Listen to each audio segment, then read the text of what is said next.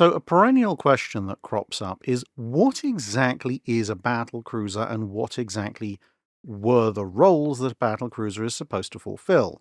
And the two are kind of related because there are some misconceptions about battlecruisers going around, and also, to be fair, different nations built battlecruisers for slightly different purposes. So, let's start off with who actually built these things? Well, definitively, battlecruisers were built either for or in the following countries: the United Kingdom, Germany, and Japan. At least that's what everyone can agree on. Possibly, battlecruisers were also built in France, or a battlecruiser. We'll come to that a little bit later. Battlecruisers were considered and almost built in the USA. Again, we'll cover those in a little bit. And they were considered, but never actually laid down, in Italy and the Netherlands. So how does one define a battlecruiser? Well, the term actually has a slightly earlier connotation than one might otherwise expect. For example, all the way back in 1893, right at the start of the pre-dreadnought era, we find this remark made by Rear Admiral Samuel Long. He said, "In considering the duties of cruisers attending on fleets, I shall confine myself to those intended to act as lookout ships, observing that it is possible first-class or battle cruisers may be attached to fleets to play the part assigned by Lord Howe to his far-sailing battleships on May 28, 1794, that's the glorious 1st of June, so well described by Captain Mahan, a fast squadron harrying the rear of the French battle line. In fact, it seems not impossible that offensive power and speed may be developed in future battleships at the expense of armoured protection." Now, he's not describing battle cruisers as we would understand them by any reasonable metric today, but the idea that a first-class cruiser could also be called a battle cruiser, i.e. like a battleship was a ship of the line of battle, this was a cruiser that would be expected to participate in some way, shape or form in the battle fleet, is kind of established at this point. But participation in the battle fleet does not mean participation in the battle line, something which we'll come to a little bit later. So fast forward a little bit and you have the Japanese building the Tsukuba and Ibuki class of armoured cruisers, which later would be re-rated as battle cruisers, but at the time they were just seen as an evolution of the armoured cruiser type. Now, in some ways you could see them as pre-dreadnought versions of battle cruisers, in the sense that the Invincible class was a dreadnought period battle cruiser, because they took the firepower of an armoured cruiser, which would generally have one or two big guns at either end, and then a bunch of secondary guns amidships, and put it up to the scale of battleship guns, so from 8, 9, 9.2 inch, 10-inch guns up to 12-inch guns. However, what prevented them in part from kicking off a revolution, apart from the fact that Dreadnought was already under construction for a good chunk of their build time, was the fact that compared to other armoured cruisers, their speed wasn't that much to write home about. So their only real advantage over other armoured cruisers was a bit more firepower. And you have to bear in mind that this was in a period when, yes, most armoured cruisers had, as we said, 8, 8.2, 8.3, 9.2 or 10-inch main guns, either 1, 2 or 4 of them. But pre-dreadnought battleships weren't necessarily entirely wedded to the 11 or 12-inch battery, which would of course be bigger than that. There were second-class battleships with 10-inch guns. Germany had tried experiments with smaller battleships with 9.4-inch guns. And so, while the idea of an armoured cruiser having bigger guns than some contemporary battleships was, or at least the same size guns, was a little bit unusual, it wasn't entirely unheard of at that time. So then we move on to what most people regard as the first true battlecruiser, the Invincible class, but of course they weren't known as battlecruisers at that point. They were known as dreadnought armoured cruisers. This was in some ways a little bit of a cover, because Fisher didn't want everyone to guess what he was building. He had, of course, just built Dreadnought, and the defining feature of Dreadnought, apart from the fact she was a little bit faster and considerably larger than previous battleships, was that she had an all-big gun armament.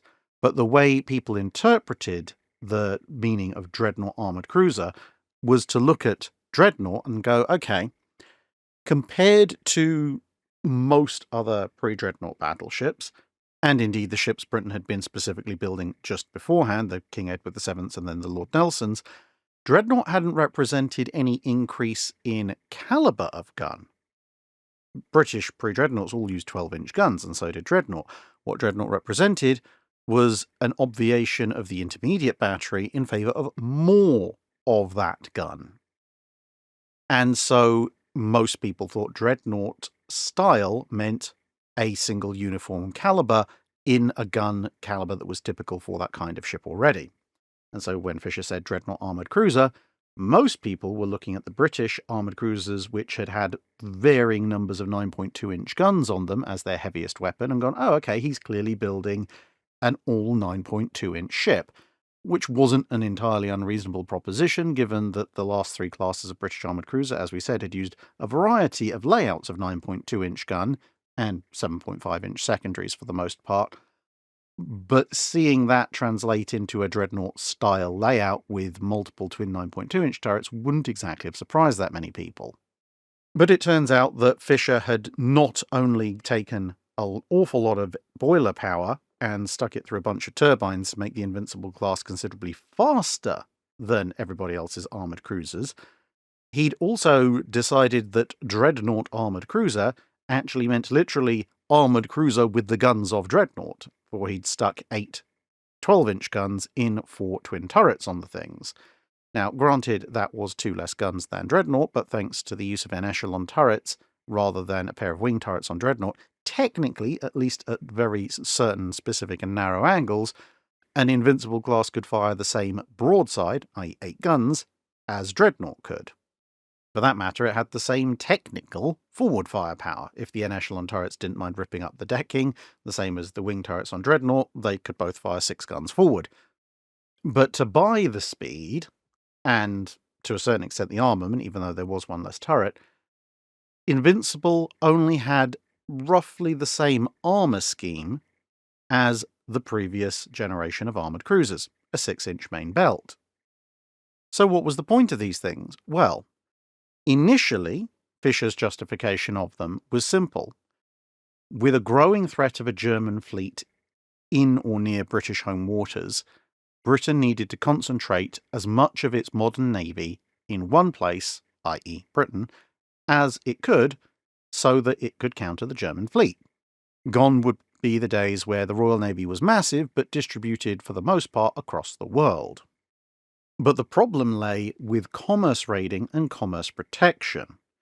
You see, lots of nations had cruisers, but if Britain was going to concentrate all of its battleships in one place, then it needed to concentrate a large number of cruisers, both of the armoured and protected types, in the same place to provide a fleet screen for scouting, a fleet screen for countering the enemy's scouting, and ultimately to also deny the enemy the ability to attack them with torpedo boats or destroyers, as cruisers, especially the smaller ones, were pretty good at taking out such vessels. This would diminish the number of cruisers that the Royal Navy could have on station for commerce protection. And that was a problem, because there now weren't anywhere near enough cruisers to consider a convoy system, which was one of the options, which would hark back to the time of the Age of Sail. But also, if you were taking the most capable cruisers over to the Grand Fleet, as it was about to become, then the cruisers that were left not only were diminished in number, were also diminished in capability, which would mean 1 or 2 or several high-capability enemy cruisers could, in theory, not just run rings around the British trade protection cruisers, but potentially also destroy them and cause havoc with trade. So the initial justification of the Dreadnought Armoured Cruiser was that all these other smaller cruisers could be drawn to the Grand Fleet, and the deployment of these Dreadnought Armoured Cruisers to trade protection would allow a very rapid extermination of enemy raiders, because unlike the other cruisers, which would roughly match the enemy cruisers for speed, and therefore had to take a somewhat passive role because they had to be where the trade was, and the enemy could turn up whenever they wanted, these larger, faster ships, with their margin of speed advantage, could hunt down the enemy shipping, destroy it proactively, and keep the shipping lane safe for ongoing British commerce. The fact that they only had roughly the same amount of armour protection as most other armoured cruisers didn't matter so much, because with the new centralised fire control and their big 12-inch guns, they could just sit beyond the effective range of the enemy's guns and pound them to pieces with heavy shells. And the enemy ships either would flat out not be able to reply, or if they did have guns that could reach out that far, the armour penetration at that range would be so low that even the 6-inch belt would protect them. And it wasn't just enemy cruisers, as in regular warships, they were worried about.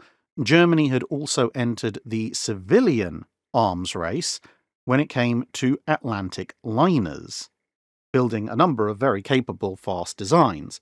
But one of the major concerns for the Royal Navy was the potential for these ships to be loaded up with guns and then used as armed merchant raiders or armed merchant cruisers, depending on how generous you wanted to be, because those ships would have plenty of supplies, plenty of speed. Indeed, they would have a speed advantage over pretty much any other British cruiser that wasn't a dreadnought armoured cruiser.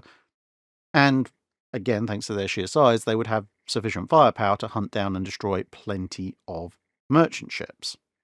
But the Invincibles were a very big, very expensive solution to a problem that may or may not occur in time of war, because honestly, there were only a few nations out there, obviously Germany being a big one, which could actually put together any kind of significant force that could threaten even the relatively reduced margin of Royal Navy protected and armoured cruisers still on foreign stations.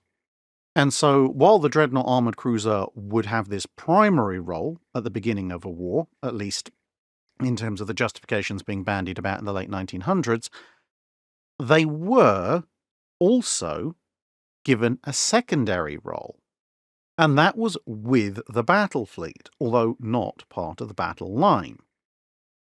And this was simply because, well, there were only a finite number of cruisers and armed merchant cruisers that any given potential opponent could put into the water. Once those had been destroyed or driven into internment, what were you going to do with your big expensive paperweights? Well, the next logical conclusion was to bring them back to the Grand Fleet, because if the Invincibles were good at exterminating enemy cruisers overseas, they would be equally good at exterminating enemy cruisers as part of a fleet screen. And if they were to do that, then that would mean that they, along with the other protected and armoured cruisers in the British fleet screen, would have the complete reconnaissance advantage over the enemy battle fleet. At least, of course, assuming that there was a competent signals officer in the lead battlecruiser and the admiral in charge of the battlecruisers knew what the heck he was doing, but that was, at the time, taken to be pretty much a given, much to many people's chagrin later on, but nonetheless. But then you would run into yet another issue. Sure, the Invincibles have destroyed all the enemy's cruising ships that are out to do merchant raiding overseas. And now, leading the fleet screen, they've blown a massive hole in the enemy fleet screen, and they are providing you with all the intelligence you could possibly want about what the enemy fleet is doing. But now what do? Do they take the role that the other cruisers generally would do, or that frigates had done in the Age of Sail, of essentially standing back and letting the battle line slug it out, potentially helping the other cruisers repel torpedo boat attacks? Well, if they'd been built as all 9.2-inch ships, perhaps with a little bit more armour to allow them to close the distance on enemy armoured cruisers, that may well have been the answer. However, they hadn't been built with 9.2-inch guns, they'd been built with 12-inch guns. And in a little bit of a self-fulfilling prophecy, people looked at them and went, again, big and expensive, should be able to do something with the battle line.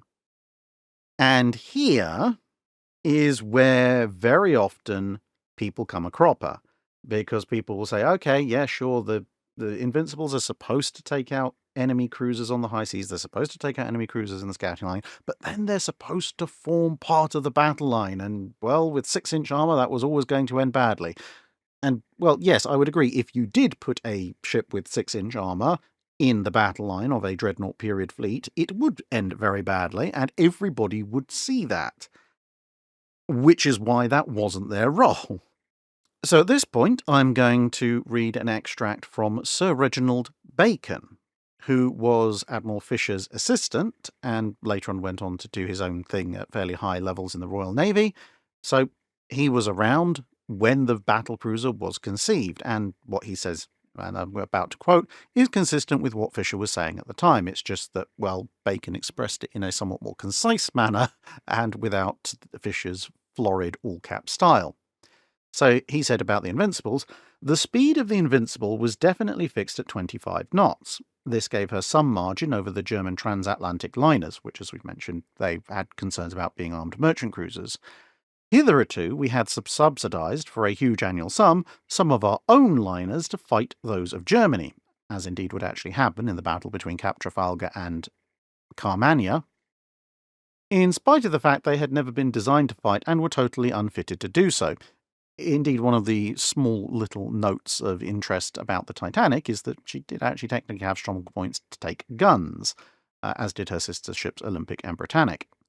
Anyway, going back to Bacon, for weeks, however, discussion continued about the armament of the Invincible, 9.2-inch versus 12-inch, but in the end, the 12-inch gun won on the unanswerable plea that ships of the size and tonnage necessary in order to build an Invincible, there's that cost argument again, should have an additional use in being able to form a fast light squadron to supplement the battleships in action. So, it's an additional use, not a primary use. Now, a lot of people stop reading at this point and go, supplementing the battleships in action.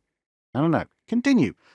To worry the ships in the van or rear of the enemy's line.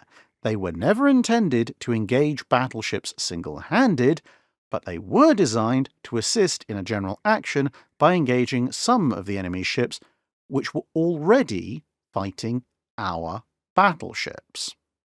And this made a huge amount of sense, because, after all, armoured cruisers had been used in the line of battle in various naval engagements previously, such as at the Battle of Tsushima by the Japanese, but it had always been appreciated that an armoured cruiser possessed neither the firepower nor the armour to go toe-to-toe with a battleship, and navies that did use armoured cruisers in combat did so either because they physically lacked enough battleships to go toe-to-toe or 1v1 with the enemy, which was the case for the Japanese at Tsushima, having lost 2 of their battleships to mines earlier in the Russo-Japanese War, or where the numbers were more equal or there was a margin of superiority, the armoured cruisers had acted as Bacon described, to worry, harass, fire on ships at the van or rear of the enemy's line. And for Britain, which had the largest number of battleships, it made absolutely no sense to put the battlecruisers in the line of battle, because what purpose could they do there? The British battleships were already more than numerous enough to take on the enemy battleships in a straight-up slugging match, and they were much better placed to do so. But using the battlecruisers as a fast squadron, and with their 12-inch guns able to genuinely threaten and hurt the enemy battleships, it made a lot of sense. You lock in the enemy fleet with the British fleet. Theoretically, the British fleet should win, because even if all other factors were equal, the British have more battleships. But then, with your fast squadron, you either head them off at the top front of the line, in which case it's essentially you're crossing the T, old school Age of Sailing style, and you're then bringing multiple ships' 12-inch guns to bear on the lead enemy battleships, hopefully smashing them up, potentially sinking them, at least crippling them, and forcing the rest of the enemy line to break up, which gives the rest of your battle line, which is sailing nice and steady, a massive advantage, and they can continue to chew up the enemy fleet, and whatever ships happen to emerge past the initial crippled ships at the front can be further chewed up by the battlecruisers, who also have the ability to retreat in almost any direction they want, should the enemy decide to try and engage them.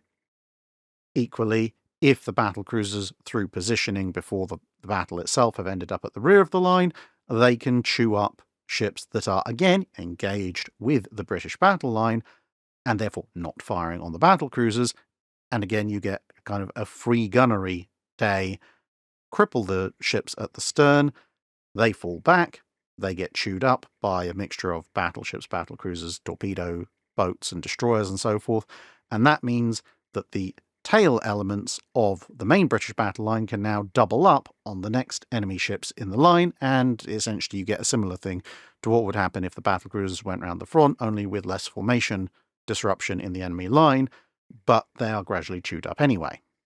Now, between the inception of the battlecruisers and their uses, and the outbreak of the First World War, for the Royal Navy, two major things happened. Firstly, in 1911, the Admiralty dictated that all cruisers of the Invincible and later types are for the future to be described and classified as battle cruisers, with a space, so battle space cruisers, in order to distinguish them from the armoured cruisers of earlier date. So this is when the term actually formally comes into use. The other big change that had come about was that the Royal Navy was no longer the only navy with battle cruisers. The Germans had started building them as well. And so by 1913, the then commander of the Home Fleet, later to be the Grand Fleet, Sir George Callaghan, indicated that, at least when they were operating with the Grand Fleet, the primary function of battle cruisers must be that of engaging the battle cruisers of the enemy. There are many reasons for this, the most important being that, owing to their great power and speed, battle cruisers, if not in the line of battle, can force all inferior vessels to give way, and consequently, if the enemy's battle cruisers are not held, their power to inflict damage on ships of weaker types is unchecked, and they are able to assume positions from which they can concentrate on, or enfilade, the line of battle, cover the attack of light cruisers and torpedo craft, etc., etc. If the enemy has no battle cruisers with his fleet, the function of our battle cruisers must be an equally definite one. They may be employed as a fast division of the battle fleet, or comparative freedom of action may be given to the admiral commanding to attack the enemy in the manner indicated above that he may judge best. So once again, the battle cruisers are not supposed to be in the line of battle. Note that yes, he does say that due to their great power and speed, battle cruisers, if not in the line of battle, can force all inferior vessels to give way, but he is not suggesting that the battle cruisers should be in the line of battle. He's merely pointing out that outside of the line of battle, where of course they would be facing battleships, the battle cruiser is superior to everything else they might encounter, with the potential exception of enemy battle cruisers. And you can support that by looking later on, almost in the next line, when he talks about the fact that the enemy battle cruisers are going to be attacking weaker ships, so cruisers, torpedo boats, etc., and they can concentrate on or enfilade the line of battle, which is basically the same as what Admiral Bacon was saying in terms of attacking the front or rear of the enemy line. And again, right at the end, he says, well, if there are no battle cruisers with the fleet, or presumably the enemy battle cruisers have been destroyed, then the battle cruisers are to act as a fast division, as described by Admiral Bacon. So even at this stage, when battle cruisers are now being opposed by opposite numbers, it's still not the case that battle cruisers would be placed in the line of battle. They are still in a scouting role, partly to defeat the enemy attempt to use their battle cruisers in a scouting role, and then assuming that either there aren't battle cruisers or enemy battle cruisers have been destroyed, you then still do the, okay, both battle lines engage, and now we attack the front or rear of the enemy force with enfilading fire, while hopefully they are not shooting back at us. And indeed this is supported as the next year, 1914, just before the outbreak of the First World War, Callaghan wrote again, the 1913 naval manoeuvres were productive, on 2 occasions, of experience of a battlecruiser squadron keeping touch with a powerful force of enemy battleships under conditions of variable visibility by day, which, at times, necessitated them closing within gun range. This might or might not be desirable according to the circumstances and the composition of the enemy force, but if the enemy is in superior strength, injury or disablement of the battlecruisers might result with no compensating gain. The lesson deduced is that battlecruisers should be associated with light cruisers, which will act as their eyes, while they form the support which enables the light cruisers to maintain their position against all but ships of power equal to or greater than that of the battlecruisers behind them. So at this point, having done exercises where at times the battlecruisers were coming into contact with battleships, it turned out that didn't end well, and therefore Callaghan is saying that actually while the battlecruisers are part of the fleet screen, they should be supporting the light cruisers, and the light cruisers will do the actual scouting of the enemy battle fleet, and the battlecruisers are the force upon which those light cruisers can fall back on, except for when similar or superior forces engaged, i.e. the enemy battlecruisers, for instance. So that's British doctrine on battlecruisers up to and going into the First World War. Now, is that the definitive doctrine on battlecruisers, which then theoretically would also dictate how they're built? Well, no. Because much like armoured cruisers varied in size, armament, and capabilities, depending on which nation was building them and what role they wanted them to fill, battle cruisers also differed in size, armament, and capabilities, depending on which nation was building them and what role they wanted them to fulfill. So, let's consider the other two nations that actually built battle cruisers and briefly look at their doctrine. The Germans, of course, were responding in part to the British constructing the Invincible class with their own ships, starting with von der Tann.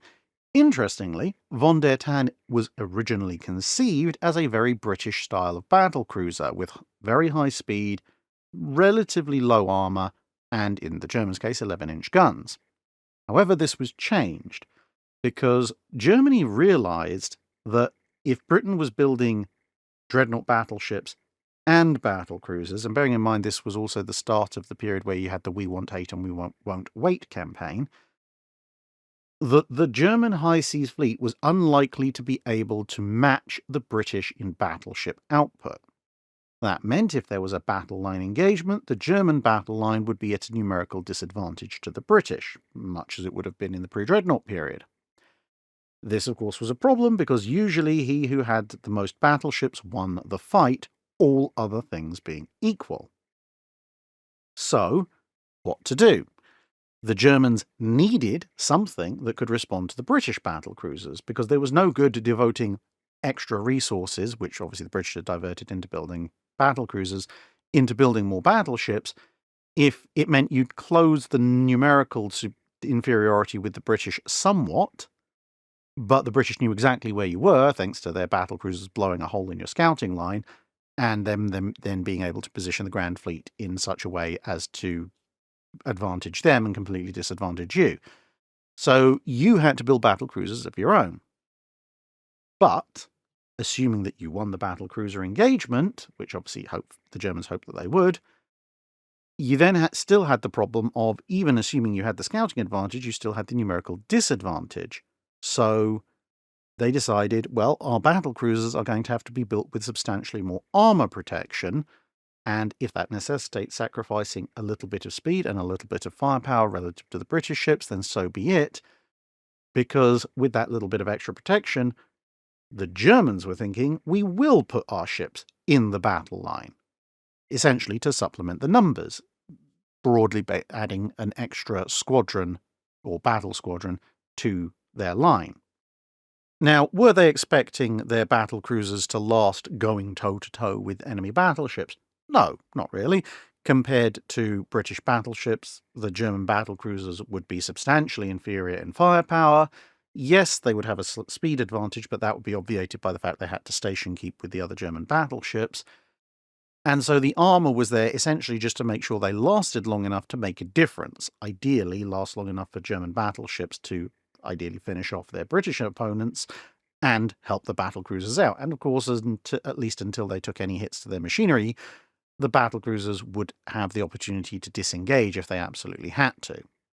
There was no real thought to overseas commerce raiding or destruction of enemy commerce raiders with German battlecruisers, so they were conceived, built, and employed pretty much entirely with a battle fleet role, first as scouts against enemy battlecruisers, against the enemy battle fleet, and then as part of the battle line.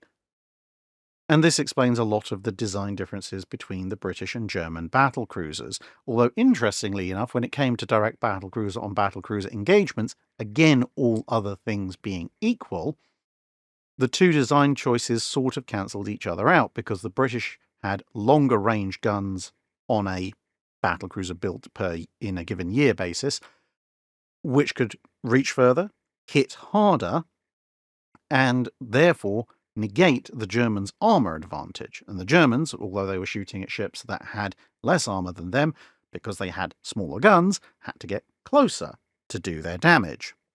Of course, in the real world, that didn't quite work out the way it was supposed to, thanks to the fact that, well, Beatty messed up the battlecruiser fleet's gunnery in the first place, allowing the Germans to close to a range where they could start hurting the British, and the British obviously could hurt them, but also, as I've covered in other videos, British shells malfunctioned something horrible. But British shells not working properly wasn't something that could be factored into the design of either the German or the British ships. And part of the reason that you see the British going from 6-inch armour on the Invincibles and the Indefatigables up to 9-inch armour on the Lions and then Queen Mary and Tiger was because, well, now German battle cruisers existed, they had employed armour which they thought should give them a degree of protection against medium to long-range German battlecruiser fire. And indeed, this actually worked when other issues weren't causing British battleships to explode. HMS Tiger being almost the poster child for this, as she took repeated hits from German 11 and 12-inch shells, and where they impacted her 9-inch armour, her 9-inch armour did in fact protect her, and to a lesser degree this also occurred with Lion and Princess Royal. So you can see some fairly logical reasons for the design differences between the British and German ships. The British ships are not designed to sit in the battle line, although they do have a battle fleet role. But when it comes to encountering ships of equal or superior firepower, they are harassers, not direct engagers, whereas the Germans are going in from the start envisaging that these ships will have some sort of role directly in the battle line. Unsurprisingly, therefore, they are up-armouring them.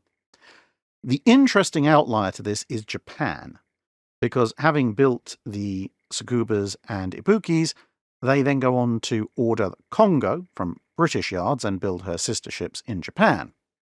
The Japanese, of course, have an even smaller battle fleet than the Germans, and they are predicating their fleet pretty much along the same lines as they built their fleet in advance of the Russo-Japanese War, with back then the idea for battleships and armoured cruisers, and now the idea for battleships and battlecruisers to form a single combined fleet.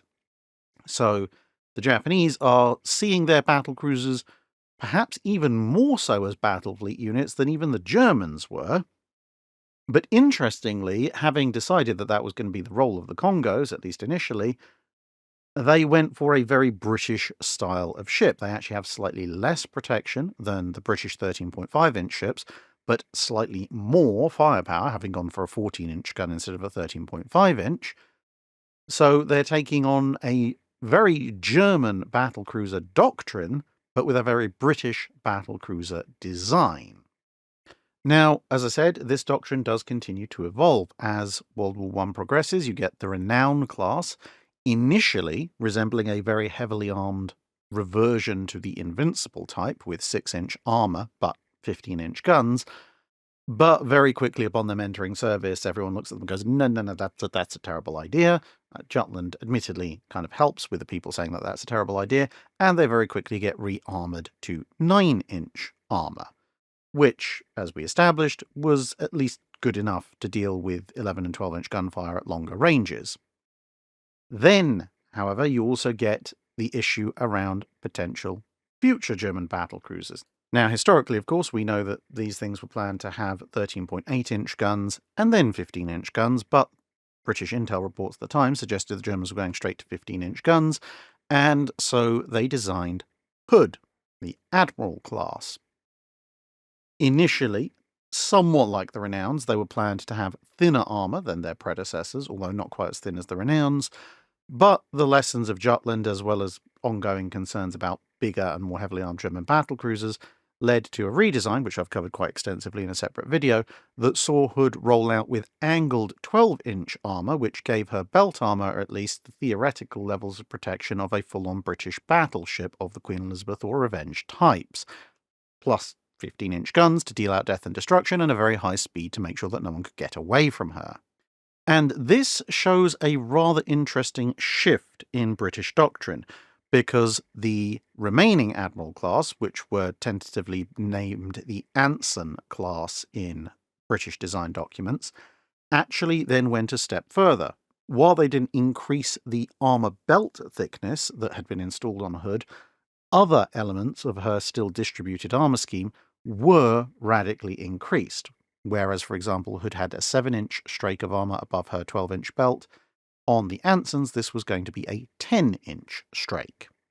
So now British battlecruiser designs were essentially, by most metrics, fast battleships. They had the same kind of armour protection as a battleship, they had the same kind of firepower as a battleship, they were just considerably faster and as a result considerably more expensive. And we see this even after World War I ends, as the British continue to design battlecruisers through what I loosely term the Alphabet series, the designs in between Hood and then ships like K2 and K3, the J's, the I's, the H's, and ultimately winding up with the G's, specifically the G3s, because while you also have L, M, and N series battleship designs, once they settle down into matching pairs, while they initially look at essentially Hood but with 3 triple 15-inch turrets, they very quickly work out that they want whatever the gun on their new battleships to be the same on the battle cruisers. And essentially the battle cruisers are going to have the same firepower as battleships. They're going to have close to the same armor, or the same armor, depending on exactly which design option you're looking at. They're just, like Hood, going to be faster, which necessitates bigger, faster, more expensive ships. And the British try everything they possibly can do to keep this armament ratio, various designs coming in with varying numbers of 18-inch guns. But when they're forced, mostly by restrictions in their own dockyards and infrastructure, to accept that if you want a ship that is heavily armoured and fast, you just can't have that with 18-inch guns without breaking the dock sizes. Therefore, you're going to have to narrow things down a bit armament-wise, because they're not going to sacrifice protection, they are not going to sacrifice speed. You end up dropping from 18-inch guns to 16.5-inch guns, and finally to 16-inch guns. And when I say they're not dropping the protection, the G3 battlecruiser design, as it finally comes out, has 12 inches of angled armour over the machinery spaces, which is, like Hood, equivalent to contemporary 13.5-inch battleship plate, which on the Queen Elizabeths, the Revenges, and the various US standards is all mostly vertical, but also has 14-inch armour plate over the magazines, also inclined, which actually would give the G3s over the magazines superior armour protection to any battleship at that point being designed or built in any other navy. In fact, the only ships that would have better protection than them would be the N3s, which would be their battleship equivalents. Considerably slower, and because of being slower, then therefore smaller, they'd also be able to carry 18-inch guns. And in fact, that 14-inch angled armour on the G3s would be unmatched by any capital ship that was built at any point in history, except for the Yamatos, which were considerably larger. Yes, the King George V did technically have slightly thicker armour over their magazines, but, except at the very stern and the very, very bow, it wasn't angled, so in actual fact, at medium to long ranges, the G3's protection would have been superior. So we can see British battlecruiser doctrine has actually evolved quite considerably between the Invincibles and the G3s. The British have now gone very, very much more into protection, being willing to sacrifice even a little bit of speed, and the biggest sacrifice has been in terms of firepower, whereas before they were very much firepower-led. The Japanese, on the other hand, had actually gone all the way down the rabbit hole they'd started with the Congos, because their proposed successor battlecruisers, the Amagi class, went really all in on the firepower with no less than 10 16.1-inch guns, so 2 more than the proposed Lexingtons in the States, 1 more than the G3s, and, well, yeah, 9.8-inch armour. That probably would have ended quite badly. The Germans, obviously, had no longer been designing battlecruisers since they'd lost the First World War, but it is interesting to note that the Mackensons while still fairly well protected, had actually started to verge more towards the old British style, because they had the same kind of armour scheme as the Derflingers, which, as we said, was still pretty good, but they'd gone for more speed and more firepower rather than increasing the armour. And even the ersatz Yorks stuck with the same level of armour as could be found on the Mackensons and the Derflingers, the same speed, roughly, as the Mackensons, possibly a fraction slower, depending on your source, and just gone for even more firepower. So it is very interesting to see how the Germans and the Japanese were, relatively speaking, verging more towards the older British idea of maximum speed, maximum firepower, and armour in a distant third, while the British had gone pretty much the other way and gone armour first, then possibly speed, and then firepower.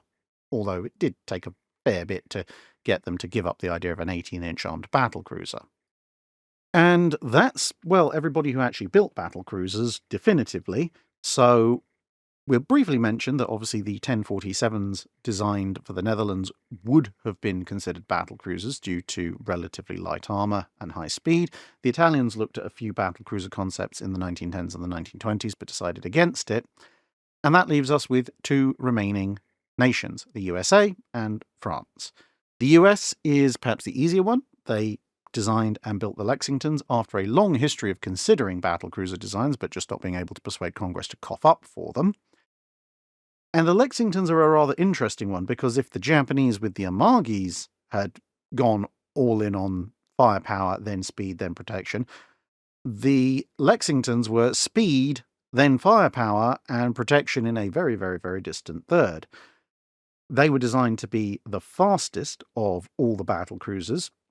Initially 35 knots, although later scaled down to 33, armed with 8 16-inch guns. Eventually they did start off with a 14-inch armament. But with only 7 inches of belt armour, they were actually less well protected than any other battlecruiser design save the original Invincibles and Indefatigables, which by the point the Lexingtons were laid down were designs that were almost 15 years old. Now, most of this protection had been sacrificed in vain attempts to reach 35 knots, and in the end the armour ended up being a structural element because the hull was relatively lightly built. But while these were designated scout cruisers by the US Navy, and some people have tried to hide behind that and argue they weren't battle cruisers, well, what was their role? It was to scout for the enemy and blow through enemy battle cruisers and grant the US fleet a scouting advantage at the fleet screen level, which is pretty much the only element of the mission that everybody else agreed a battlecruiser could do and would do, and should do. Because, of course, the British had the anti-commerce raider mission, which Germany and Japan didn't. The Germans had the stick them in the battle line mission, which the British didn't, and the Japanese kind of did. But everybody agreed, whether they be German, Japanese, or British, that battlecruisers should maintain a scouting advantage for their own fleet by blowing through the enemy battlecruisers on cruisers and letting your own cruisers do the job. And that's what the Lexingtons were pretty much entirely designed to do. So the Lexingtons very definitely are battlecruisers. And, well, if you don't believe me, just look at what the US called them in practice. Yes, there was the scouting cruiser designation in terms of hull number, but if I look here at this wonderful little document I have, which comes from the Washington Government Printing Office, Navy Department, Bureau of Construction and Repair, 1919, and this is the book that would be sent out to the shipyards. It says, confidential, detailed specification for building battle cruisers. Note, not scout cruisers, battle cruisers. Number 1, Lexington, 2, Constellation, 3, Saratoga, 4, Ranger, 5, Constitution, and 6, United States, for the United States Navy, including specifications for the installation of ordnance and ordnance outfit. And all through this wonderful little publication, it just refers to them as battle cruisers. So yeah, the Lexingtons pretty much are battle cruisers, just a very extreme interpretation of that role. And indeed, even the US Navy seemed to acknowledge this, because their instructions, if they ran into something very heavily gunned, were to try and use their speed to get away from them. Not completely retreat, but to get away far enough to use what the US Navy thought at the time was going to be its ace in the hole, extremely long-range gunfire. i.e. over 25,000 yards, possibly even over 30,000 yards, which they thought should work with plunging fire, and they also thought no one else would be able to do, and to be fair, at 25 to 30,000 yards, that 7-inch belt armor might have offered a modicum of protection, if not for the fact it actually turned out you couldn't hit the broadside of a barn at that range in early 1920s gunnery terms. Now, we'll come to France in a minute, but this hopefully brings into focus the fact that while you have battle cruisers, different nations do have slightly different ideas about how they should be employed, and therefore what they are, and that can then lead to certain elements of confusion going forwards. Because, going back to the question of this video, what is a battle cruiser? Pretty much the only thing everyone agrees on is it has a fleet scouting role to overwhelm enemy cruisers and defend against enemy battle cruisers. Everything else varies on a navy-by-navy basis. But it did lead to some interesting rules of thumb being implemented. For example, in the UK, somebody at some point decided that a battle cruiser, as a shorthand, was any heavily armed ship that went faster than 25 knots, which led to some very interesting ideas, such as when the King George V's came about in the 1930s, they were initially referred to as battle cruisers. And when HMS Vanguard was designed, she was referred to as a fully armoured battle cruiser, never mind the fact that literally everybody these days, and pretty much everybody back then, called them battleships or fast battleships. But one of the more common, and to be honest, more useful rules of thumb when it comes to determining what a battle cruiser is relative to battleships that are its contemporary, ideally contemporary in its own navy, is simply that they are faster, with somewhat less protection, and somewhat less firepower. That can be either in terms of having fewer guns or slightly smaller guns. And by and large, these comparisons tend to hold true. British battle cruisers, for example, if you look at the Invincibles and Indefatigables, had less armour and fewer guns of the same size as contemporary battleships. Similarly, the 13.5-inch battle cruisers were faster, with less armour, and fewer guns of the same calibre as the British 13.5-inch dreadnoughts. Renown and Repulse also had fewer guns of the same calibre as the Queen Elizabeths and Revenges, while being faster with less armour. Even the G3s match this, because although they were very, very capable ships, they are still faster, with slightly less armour than the N3s, and they do have less firepower. Although they have the same number of guns, 9, they have smaller guns, 16-inch versus 18-inch on the N3s. Hood is the anomaly, but you could argue that this is because Hood was built several years after the Queen Elizabeths and the Revenges. So although Hood has the same level of protection and the same armament and is just quicker, you could make the argument, especially when you look at the Royal Navy's notes on what kind of battleships they were planning to build during the First World War period, if they'd been allowed to, that compared to those theoretical battleships, Hood had less firepower, potentially less armour as well as being faster. So that covers the British side of things. The Lexingtons, as compared to the South Dakotas, obviously had fewer guns of the same calibre, 8 16-inch guns versus 12, with less armour, but were faster. The Congos, compared to the Fusos and Iseis, had the same calibre of guns again, but fewer of them, 8 versus 12, less armour, but faster.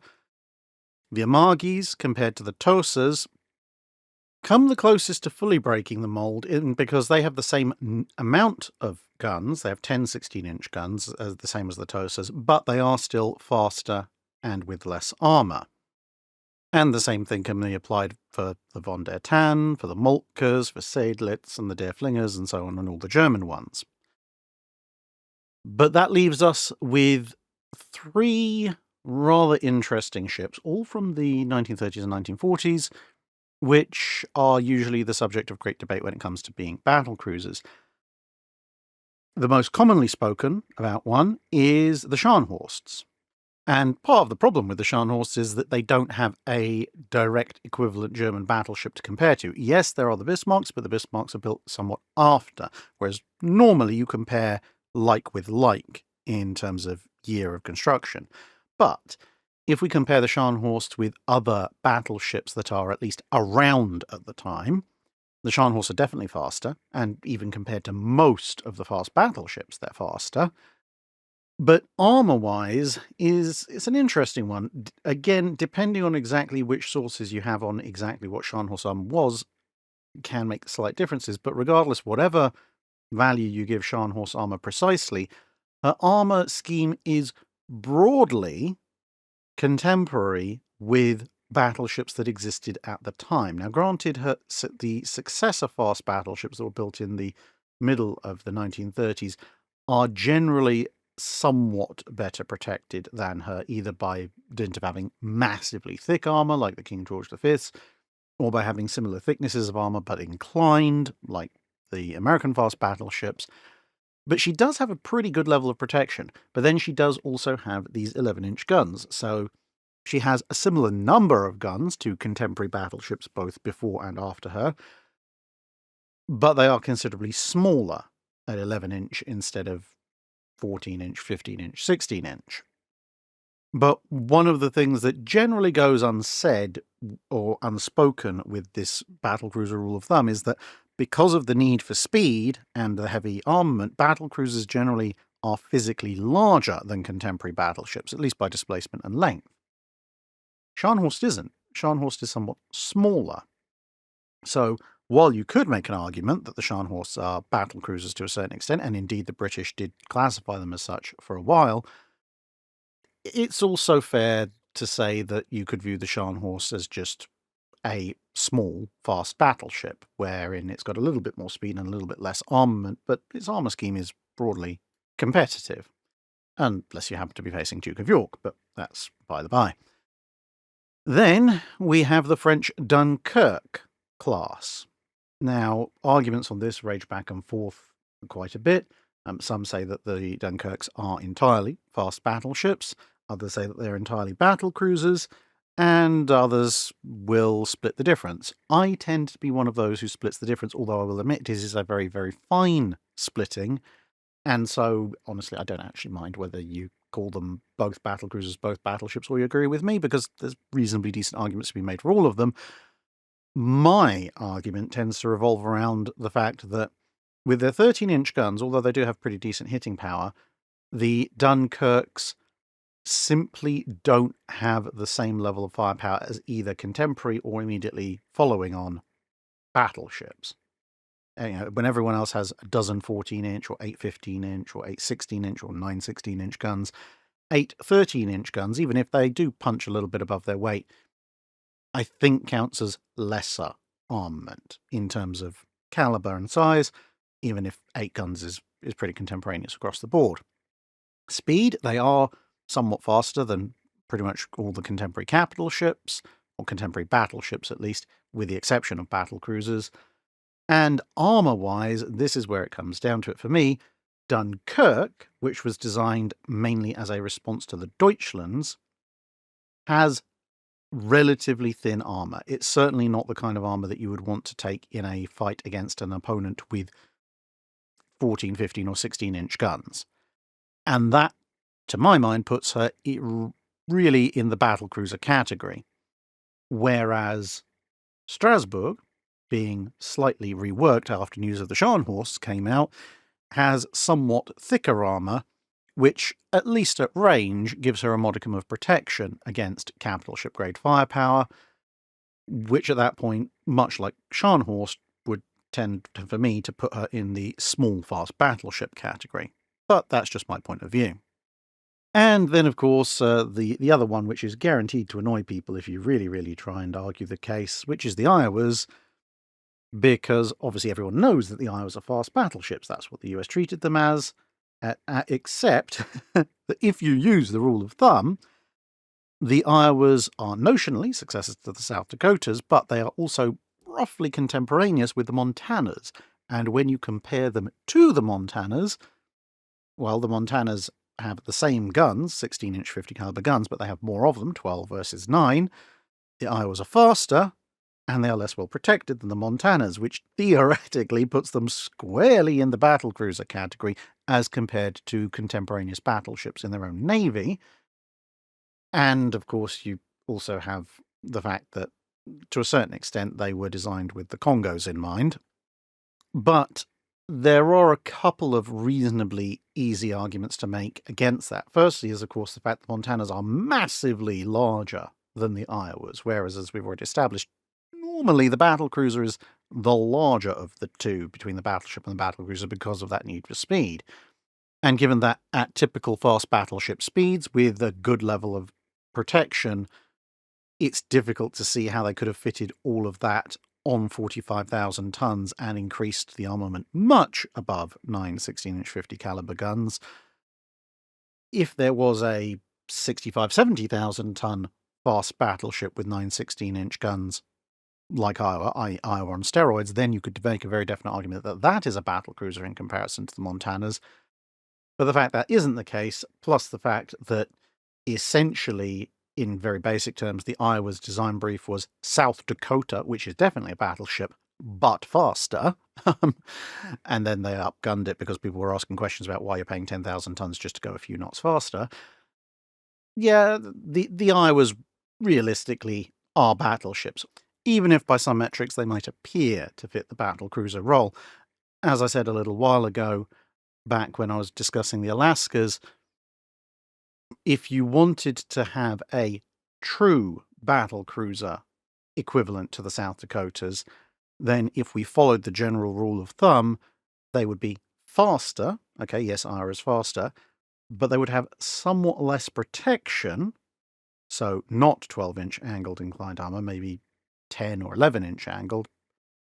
And they would have either smaller guns, unlikely, given that the US was really in on its 16-inch guns at the time, or they would have fewer guns. So almost a renowned style 6 16-inch, perhaps 50 caliber, perhaps 45 caliber, in 3 twin turrets, with 9 or 10 inches of inclined armor, maybe a little bit more, and 33 to 34 knots, and maybe a displacement of 43,000 tons. That would be more of what a US battlecruiser equivalent to the South Dakotas would be. What the Iowas definitely are, though, is a little bit of an aberration in US battleship design philosophy, because, again, as I mentioned in other videos, US battleships outside of the Iowas historically tend to favor protection and firepower over speed, whereas the Iowas definitely favor speed over almost anything else, although they're not too shabby in the protection and firepower departments either. So that's a near 1 hour reflection on what exactly is a battlecruiser. Hope you found that useful, and if you have anything further you'd like to comment, then obviously please do continue the discussion in the comments below. Bye for now. That's it for this video. Thanks for watching. If you have a comment or suggestion for a ship to review, let us know in the comments below. Don't forget to comment on the pinned post for dry dock questions.